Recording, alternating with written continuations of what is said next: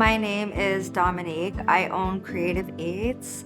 It is a catering company located on Treaty 6 territory.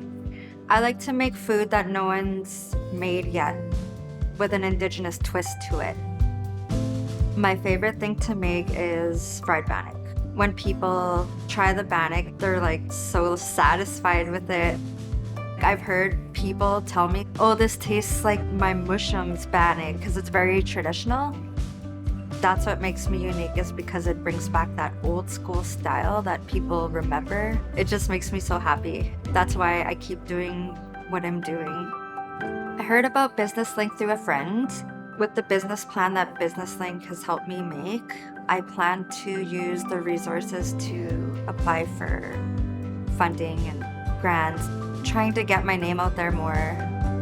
When I first started, I didn't know anybody, and I just kind of put my best foot forward and started from scratch, and I built myself up from there.